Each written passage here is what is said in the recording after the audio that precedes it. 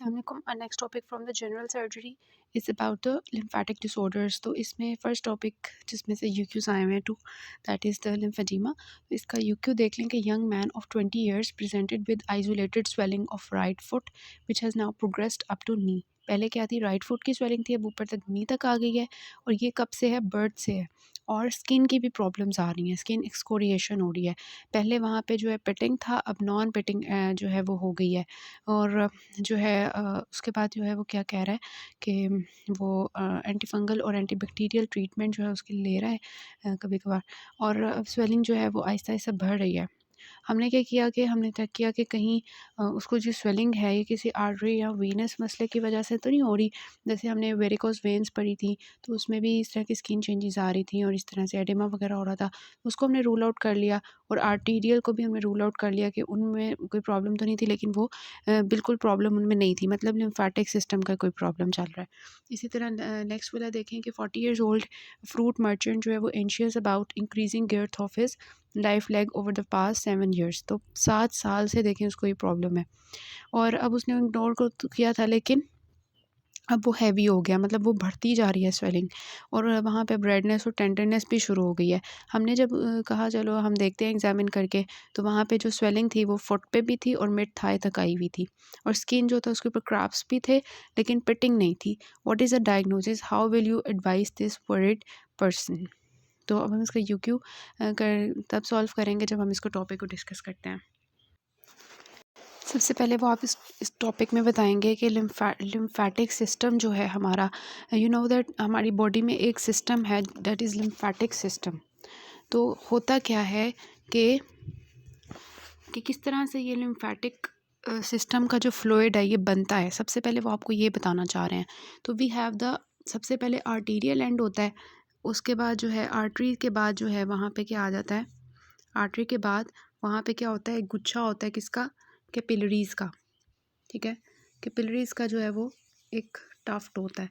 उसके बाद कैपिलरीज़ के बाद क्या होता है, वहाँ से वेन्स आ जाती हैं। ठीक है, तो वो आपको बताना चाह रहे हैं सबसे पहले कि लिम्फ कैसे प्रोड्यूस होता है। ये सारा वैस्कुलर सिस्टम है, और वैस्कुलर सिस्टम के बाहर क्या होता है, इंटरस्टिशियल फ्लूइड होता है। और वहाँ पे सेल्स पड़े होते हैं, जिसमें से इसके कैपिलरीज़ के थ्रू सेलुलर एक्सचेंज होता है सारी चीज़ों का, यही होता है ना। अब वो आपको बताएंगे कि होगा क्या, कि ये जो इंटरस्टिशियल फ्लूइड है सारा, ये किस तरह से प्रोड्यूस होता है। क्योंकि ये जो आर्टरीज़ होती हैं इनके अंदर जो प्रेशर होता है, हाइड्रोस्टेटिक प्रेशर वो ज़्यादा होता है। तो जब ब्लड फ्लो यहाँ पे कर रहा होता है, तो हाइड्रोस्टेटिक प्रेशर ज़्यादा होने की वजह से जो फ्लूइड होगा वो आर्टरीज़ से निकल कर कहाँ पे जाएगा, इंटरस्टिशियम में जाएगा। तो ये इंटरस्टिशियल का फ्लूइड जो है वहाँ पे बन जाएगा। फिर क्या होगा कि जब वो वीनस एंड पे आएगा ब्लड, तो वहाँ पर क्या होता है कि यहाँ पे जो है वीनस साइड पे जो फ्लूइड होता है ना, हाइड्रोस्टेटिक प्रेशर होता है वो कम होता है। आर्टरीज़ में हाइड्रोस्टेटिक प्रेशर ज़्यादा था, इस वजह से वहाँ से जो फ्लूइड था वो इंटरस्टिशियम में जा रहा था। लेकिन वेन्स के लेवल पे आके क्या होगा कि वो जो हाइड्रोस्टेटिक प्रेशर है वो कम होगा, जिसकी वजह से क्या होगा कि फ्लूइड जो है वो वापस इसमें जा रहा है। अब आपको लग रहा है कि आर्टरीज़ में से फ्लूइड निकल के बाहर जा रहा है और वेन्स में फ्लूइड आ रहा है, मतलब ये एक बैलेंस सिचुएशन चल रही है। ठीक है, अब इस लिम्फेटिक फ्लूइड में होता क्या है, इसमें प्रोटीन्स होती हैं, मैक्रो मॉलिक्यूल्स होती हैं, जो कि फिर लिम्फेटिक्स के थ्रू जो है ट्रांसपोर्ट वगैरह हो रही होती हैं। तो इस तरह से जो है ये सारा सिस्टम चल रहा होता है, एक बैलेंस्ड वे में लिम्फेटिक फ्लूइड पूरी बॉडी में सर्कुलेट कर रहा होता है। किसके थ्रू, लिम्फेटिक्स के थ्रू। ब्लड वेजल्स में होता है, लिम्फेटिक फ्लूइड जो होता है वो लिम्फेटिक्स में होता है। तो वहाँ पर अब होगा क्या, इसका जो सिस्टम है सर्कुलेटरी सिस्टम के साथ आपको यहाँ पे लिम्फेटिक सिस्टम दिखाया हुआ है पूरी बॉडी का, जिसमें they have shown you this के आर्टरीज़ हैं और वेन्स हैं, और दरमियान में लिम्फ नोड्स पड़े हुए हैं। आर्टरीज़ में से हाइड्रोस्टेटिक प्रेशर ज़्यादा होने की वजह से फ्लूइड बाहर आ रहा था, और वेन्स में हाइड्रोस्टेटिक प्रेशर कम होने की वजह से फ्लूइड अंदर जा रहा था और एक बैलेंस सिचुएशन क्रिएट हुई हुई थी। ठीक है, अब ये सारा आपको लिम्फेटिक सिस्टम दिखाया हुआ है, जिसमें वो आपको कहते हैं कि क्या होता है कि लोअर लिम्स का और एब्डोमेन का जो फ्लूइड होता है वो सारा कहाँ पे जाता है, सिस्टर्ना काइली होती है उसके अंदर जाता है। दिस इज सिस्टर्ना काइली। ठीक है, सिस्टर्ना काइली के अंदर जो लोअर लिम्स का सारा फ्लूइड होता है और एब्डोमेन का सारा फ्लूइड जो है ये सिस्टर्ना काइली में जाता है। दिस इज सिस्टर्ना काइली, ठीक है। दिस इज सिस्टर्ना काइली जिसमें सारा लोअर लिम्स का और एब्डोमेन का फ्लूइड जाता है। और फिर ये सिस्टर्ना काइली जो है ये कहाँ चली जाती है? थोरेसिक डक्ट में। दिस इज थोरेसिक डक्ट जो उन्होंने दिखाई हुई है आपको, this one, this is thoracic duct. Cisterna काइली से जाएगा थोरेसिक डक्ट में फ्लूइड। और थोरेसिक डक्ट जो है वहाँ से जो है यहाँ पे क्या होती है? इंटरनल जूगुलर वेन होती है। फिर थोरेसिक डक्ट से जो फ्लूइड होता है वो चला जाता है कहाँ पर? इंटरनल जूगुलर वेन जो गर्दन में होती है वहाँ पर। और इंटरनल जूगुलर वेन जो है वो उसके अंदर जब फ्लूइड जाता है तो वो ड्रेन हो जाता है वेन के अंदर। इसी तरह जो राइट आर्म का और हेड का सारा होता है, हेड का और राइट आर्म का जो सारा फ्लूइड होता है वो कहाँ जाता है? वो कहाँ जाता है?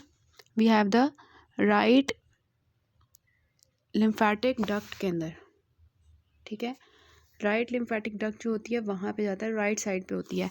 और राइट लिम्फेटिक डक्ट से फिर वो राइट इंटरनल जूगुलर वेन में चला जाता है, ठीक है। तो रोज़ाना वो कहते हैं कितना फ्लूइड प्रोड्यूस होता है? रोज़ाना जो फ्लूइड प्रोड्यूस होता है that is 8 litres. 8 litres lymph जो है वो प्रोड्यूस होता है एक दिन के अंदर। और एफरेंट लिम्फेटिक्स के थ्रू फिर वो लिम्फ नोड्स में जाता है। और फिर वहाँ पे क्या होता है? वॉल्यूम कम हो जाता है, प्रोटीन कंसंट्रेशन ज़्यादा हो जाती है।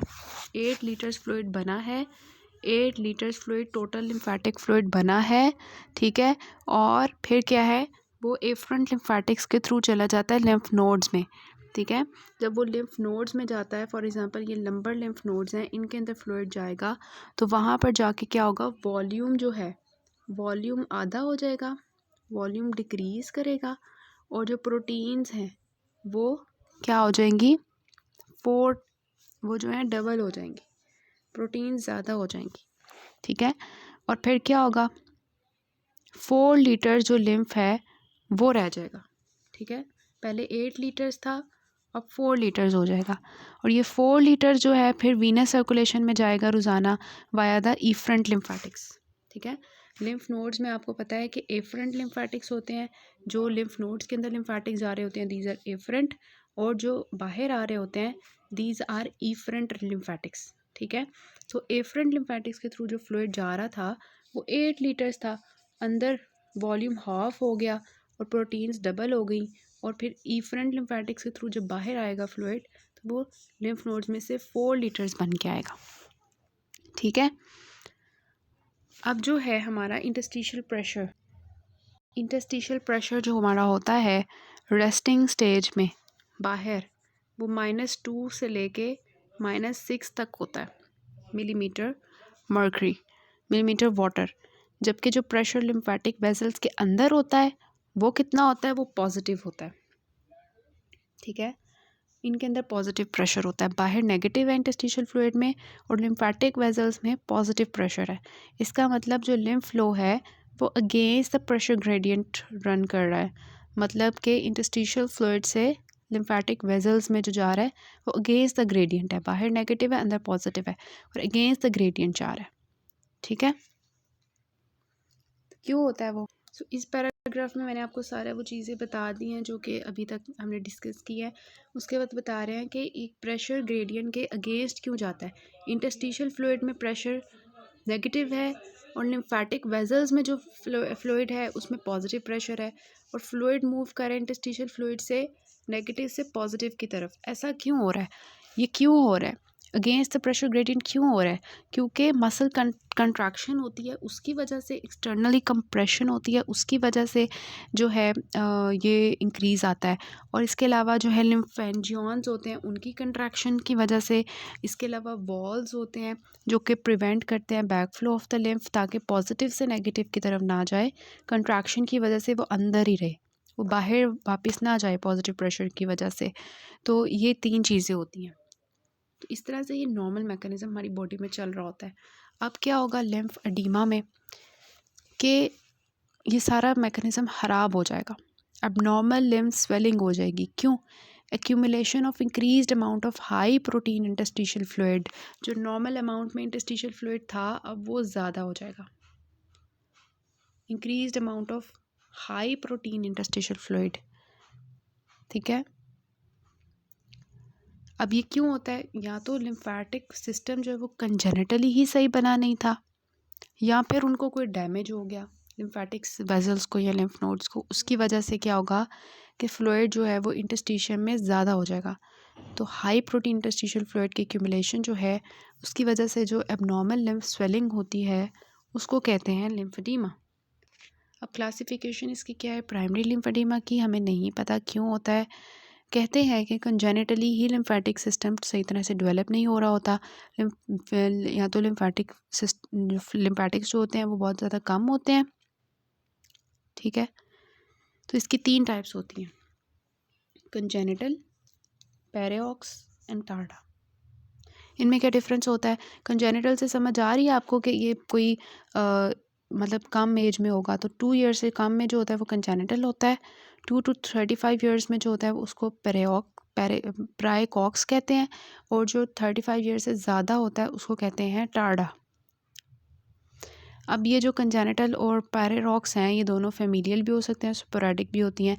जो फेमिलियल कंजेनिटल होते हैं उसको मिलरॉयज़ डिजीज़ कहते हैं, और जो फेमिलियल प्राइकॉक्स होती है उसको हम मेक्स डिजीज़ भी कहते हैं, ठीक है। अभी तक हमने पढ़ा कि लिम्फेडिमा होता क्या है, क्लासिफिकेशन हम डिस्कस कर रहे हैं। इसमें प्राइमरी लिम्फेडिमा, उसका मैंने आपको 3 टाइप्स बताई हैं कि या तो अननोन कॉजेज़ हैं, या कंजेनिटल हैं, या प्रेकॉक्स हैं, या टार्डा है। कैसे डिफ्रेंशिएट करते हैं? Age wise.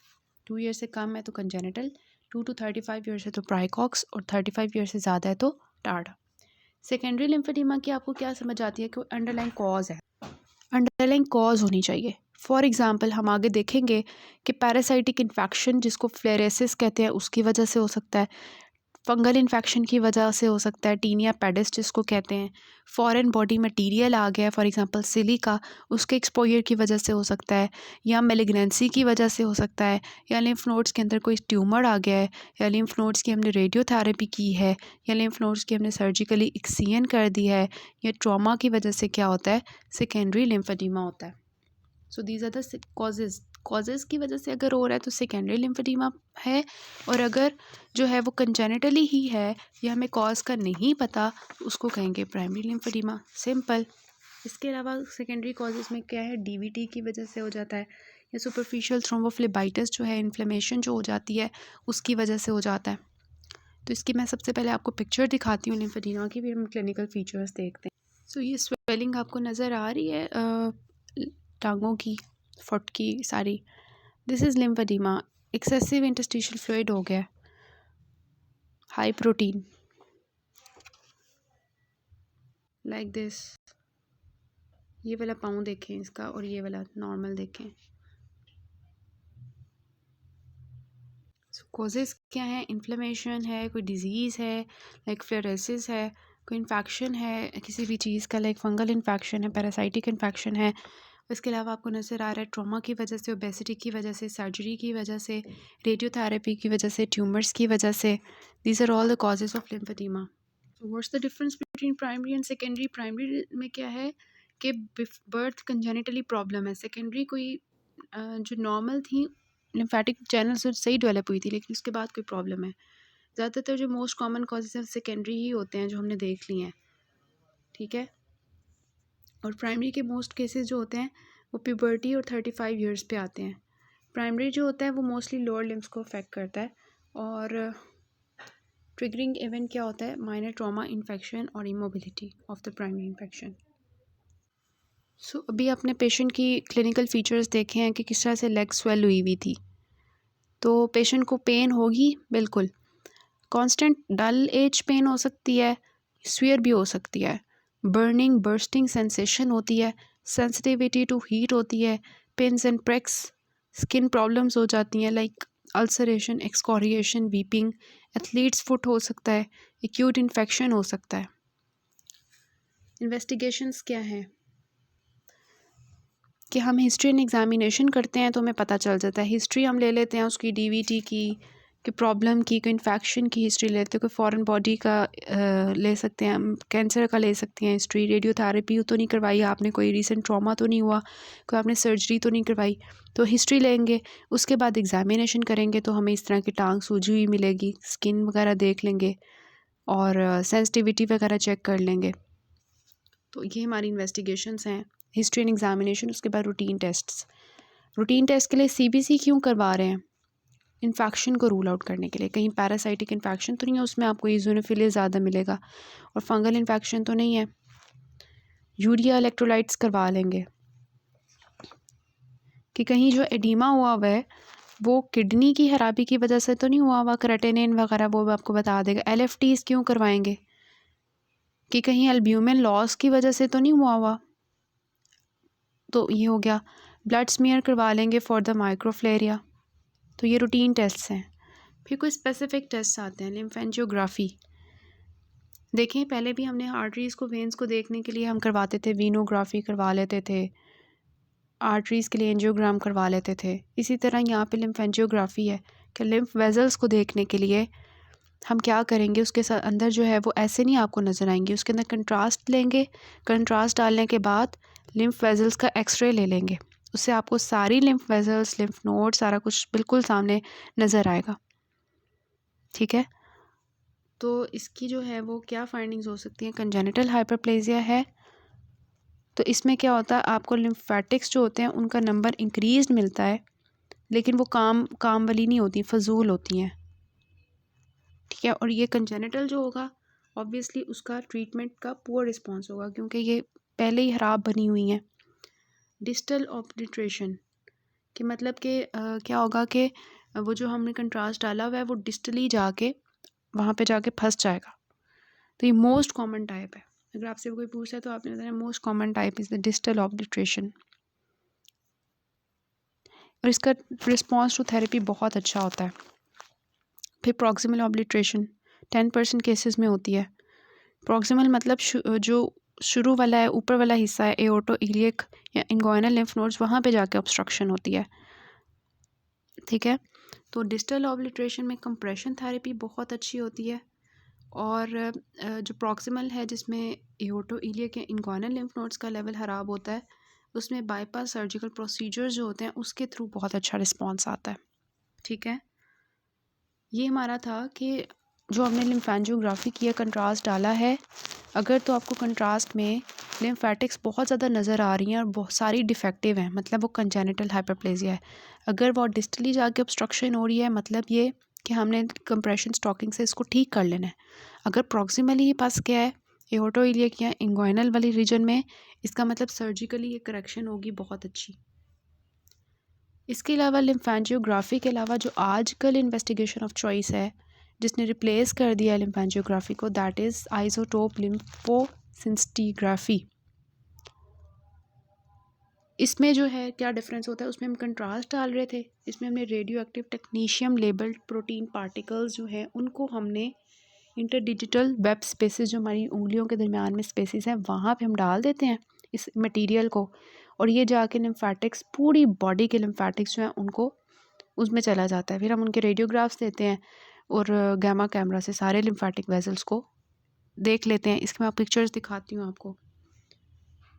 फिर सीटी स्कैन है, सीटी स्कैन हम करवाएंगे, इससे हमें पता चल जाएगा, डिफ्रेंशिएट कर सकेंगे कि ये लिम्फेडीमा है, वेन्स का प्रॉब्लम है, लाइपोडीमा है, कि फ़ैट तो नहीं इकट्ठी हुई जिसकी वजह से ये स्वेलिंग हुई हुई है।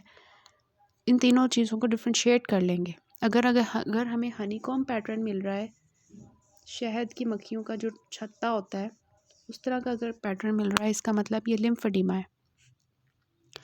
अगर आपको मस्कुलर कंपार्टमेंट जो है उसमें इंक्रीज़ मिल रहा है, इसका मतलब वीनस एडीमा है। अगर आपको सबक्यूटेनियस फैट ज़्यादा मिल रहा है तो इसका मतलब लाइपोडीमा है।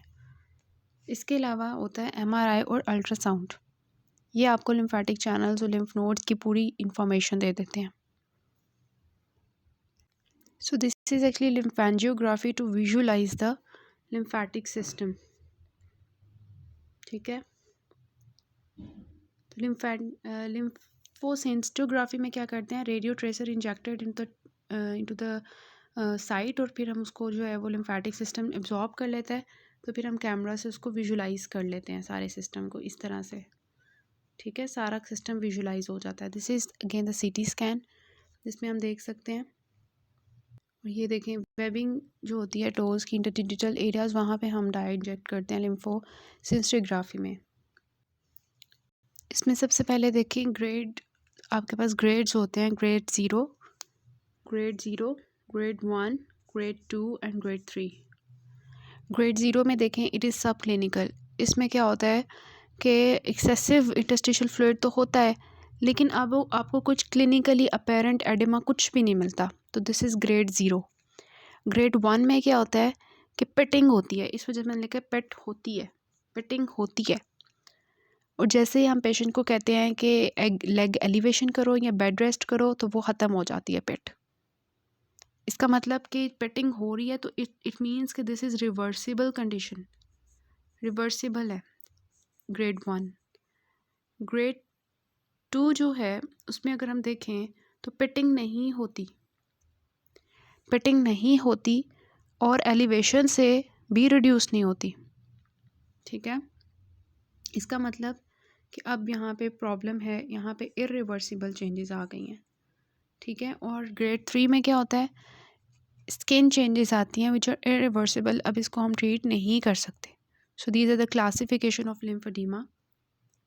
कि ग्रेड 0 में क्या है सब क्लिनिकल, ग्रेड 1 में पेटिंग होगी, ग्रेड 2 में पेटिंग नहीं होगी, और ग्रेड 3 में इरिवर्सिबल स्किन चेंजेस होंगी।